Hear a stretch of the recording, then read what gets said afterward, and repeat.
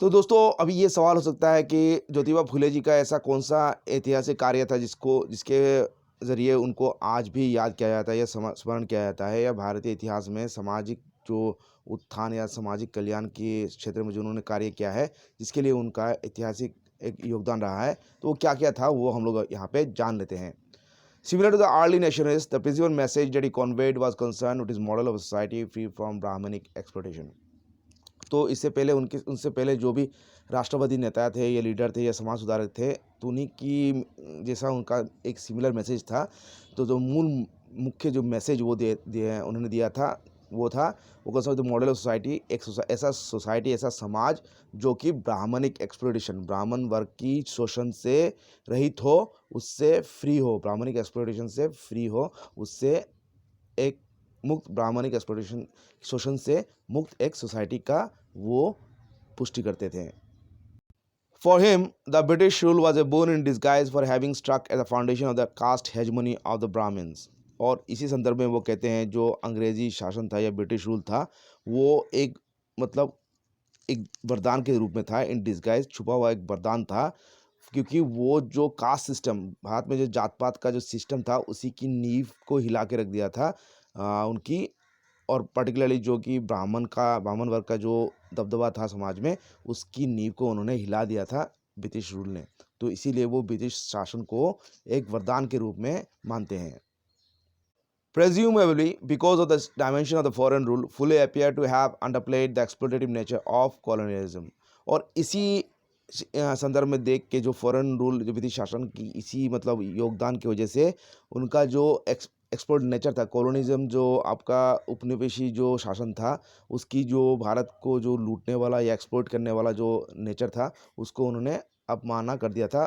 क्योंकि ब्रिटिश की जो योगदान था कास्ट सिस्टम के संदर्भ में, उसकी वजह से वो ब्रिटिश की जो शोषण का नीति था या दमन का या एक्सप्लोइट करने का जो नीति था, उसको वो अंडर प्ले कर दिए थे, उन्होंने उसको अवमानना कर दिया थे। अभी आगे देखते हैं। It was also possible that Phule accorded top priority to his mission of securing a respectful place of the Shudra untouchables in the society in his Brahmins had the hegemony. और फुले चाहते क्या थे, वास्तव में वो चाहते थे कि जो शूद्र मतलब शूद्र से भी शूद्र, जिनको अछूत कहा जाता है, उनको मतलब समाज में एक सम्मानजनक स्थान मिले। ये इनकी सबसे टॉप प्रायोरिटी, सबसे मतलब ऊपर का उनका इच्छा था, सबसे महत्वपूर्ण उनका आशा था या इच्छा था कि समाज में जो जातिवाद या अछूत सिस्टम जो है, और जो समाज में जो ब्राह्मण का जो दबदबा है, ब्राह्मण वर्ग का, वो ख़त्म हो जाए। तो इनको सबसे ज़्यादा वो महत्व देते थे। फुले was not so much against the Hindu scriptures per se as he was against the values and ideas sustaining the prevalent Hindu system. तो फुले जी वास्तविक तौर पे हिंदू स्क्रिप्चर, धर्म ग्रंथ है उसमें क्या लिखा है उसका वो विरोध नहीं करते थे, बल्कि जो आइडियाज़ और जो वैल्यूज़ उस समय की जो हिंदू समाज में था, उसको वो विरोध करते थे, क्योंकि वो उनका मानना था वो ठीक नहीं है, समाज में वो ऊंच नीच या जातिवाद पैदा कर रहा है। In other words, by deliberately articulating his opposition to Brahmanical discourse and not Hinduism as such, Phule was perhaps trying to distance from the bandwagon against Hinduism. और मतलब फुले जी जो मतलब ब्राह्मणिकल जो रीति नीति है उसके खिलाफ जाके और हिंदू धर्म के खिलाफ ना जाके, वो ये चाहते थे कि हिंदू धर्म के लोग उनके खिलाफ ना हो जाए, इसलिए वो सिर्फ ब्राह्मणिक जो रीति नीति है उसके खिलाफ ही उन्होंने अपना मुहिम किया था, और मतलब डायरेक्टली आपका हिंदू धर्म के खिलाफ उन्होंने कोई आवाज़ नहीं उठाया था, जिससे कि उनका हिंदू धर्म के लोगों के साथ दुश्मनी ना हो जाए। अभी आगे देखते हैं। In his view Hinduism is rooted in shrutis, जो कि वेदास भी कहा जाता है, and the smritis and Brahmin destroyed them to rationalize their hegemony. तो उनके हिसाब से जो हिंदू धर्म है वो किस पे आधारित है, श्रुतिज या वेदास और स्मृतिज। तो और ब्राह्मण लोग क्या कहते थे, उनको मतलब तोड़ मटोल करके मतलब अपना जो दबदबा है समाज में बरकरार रखने के लिए वहाँ पे कई सारा तुरंत तब्दीली लाई थी, जिससे कि उनका दबदबा रहे दूसरी जातियों पर। ठीक उसी तरह देखा जाए, similarly the interpretation that the varna system, the division of society into 4 different clusters was god given and hence unassailable was derived from the selfish desire of the Brahmins to perpetuate their domination on the rest society. अभी उसी तरह वो कहते थे जो वर्ण system है, जो जातिवाद है, जाति प्रथा है, जैसे कि ब्राह्मण, शूद्र, क्षत्रिय, वैश्य, जो ये जो समाज में जो डिवीजन किया गया है, इन जो 4 भागों में, और ये कहा गया है कि ये गॉड गिवन है, मतलब ईश्वर द्वारा प्रेरित ये डिवीज़न है और इसको खंडन या उसका उल्लंघन नहीं किया जा सकता। वो किस तरह आया, वो ब्राह्मण लोगों का अपना स्वार्थ के अनुसार उन्होंने ब्राह्मण ने समाज में लाए हैं, जिससे कि उनका दबदबा समाज में बरकरार रहे। ये धर्म ग्रंथ का कहना नहीं है, ये ब्राह्मणों ने खुद तोड़ मतोड़ करके आपका वेदों को या स्मृति को मतलब तब्दील करके उन्होंने अपना दबदबा बनाने के लिए, अपना स्वार्थ पूर्ति के लिए ऐसा उन्होंने चलन किया था समाज में। ये कहना है फुले जी का। अभी आगे देखते हैं। So not only did he reject the Hindu system and its theoretical literature all together, but also argued rather persuasively against the dichotomous nature of Hindu society, nurturing Brahminic hegemony over the Shudras। तो इसी संदर्भ में देखा जा सकता है कि फुले जी आपका ना कि आपका जो हिंदू सिस्टम है, जो कास्ट सिस्टम है, उसको वो नकारते थे, रिजेक्ट करते थे, और उसकी जो थियोरिटिकल लिटरेचर जो है, जो कि इसको सपोर्ट करता है, उसको मतलब वो तो एक दृष्टि से उसको नकारते थे, बल उसके साथ साथ वो मतलब घोर विरोध करते थे, जो कि दो तरफा एक रवैया था हिंदू सोसाइटी का, जहाँ पे आपका ब्राह्मणिक हेज में ब्राह्मण लोगों का दबदबा बरकरार रखने का प्रोत्साहन दिया जाता था शूद्रों के ऊपर या निचले स्तर के जाति के ऊपर। जो ब्राह्मणिक दबदबा है उसको, इसकी सपोर्ट में जो सपोर्टिंग जो नेचर था हिंदू सोसाइटी को, वो मतलब वो कड़ा उसका विरोध करते थे, और उसके खिलाफ वो काफ़ी उन्होंने तर्क वितर्क भी किया था। This was an arrangement in which he argued further members of the privileged segment of the society, namely the Brahmins, tended to justify their hegemony by reference to the religious tracts and distorted practices। और वो कहते थे ये एक व्यवस्था है वो,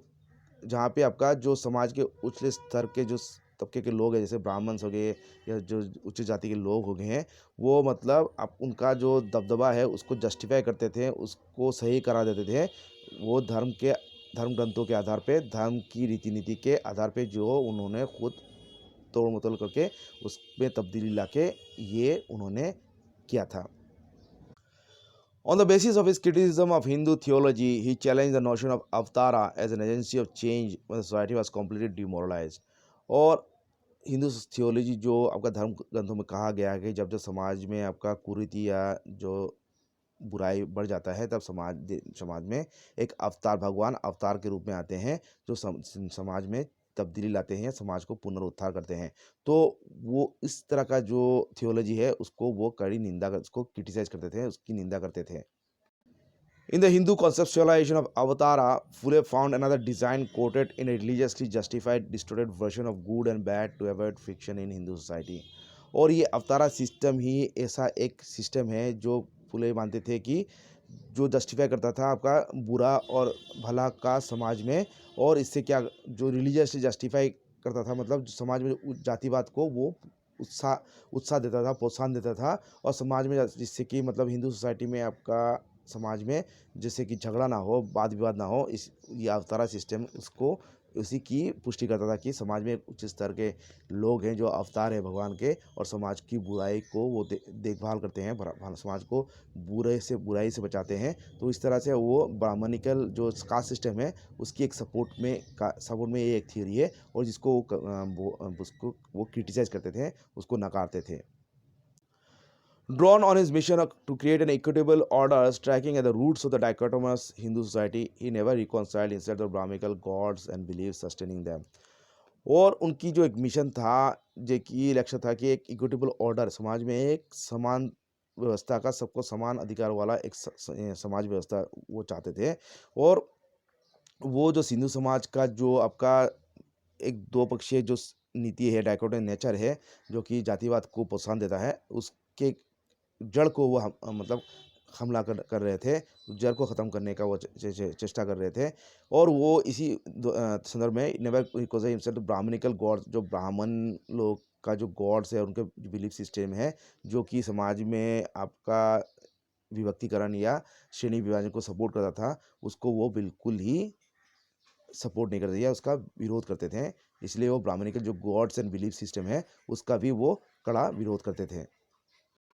In other words, by challenging the Brahmanical exposition of Hinduism from the Shudras' perspective, Phule successfully articulated an alternative discourse of history and its unfolding। तो इसी समय देखा जाए कि जो शूद्र की दृष्टिकोण से जो ब्राह्मणिकल शोषण है, ब्राह्मण जात का जो शोषण है आपका हिंदू धर्म में समाज का, तो फुले जी मतलब एक अलग ही ऐतिहासिक एक मोड़ देना चाहते थे, जिससे कि जिसमें आपका जो ब्राह्मणिकल दबदबा नहीं रहेगा, समाज में जात पात नहीं रहेगा, और जो शोषण है नीचे स्तर के लोग, पर्टिकुलर आपका शूद्र वर्ग के लोगों का ब्राह्मण के द्वारा उसकी खात्मा की वो बात करते थे। और इसी तरह वो मतलब एक ऑल्टरनेटिव डिस्को इस हिस्ट्री को एक नई मोड़ देने का वो चेष्टा किया था उन्होंने। तो ये था जो हिस्ट्रिकल पर्सपेक्टिव से फुले जी का अवदान। अभी आगे डिस्कस करेंगे उनका और क्या क्या योगदान रहा।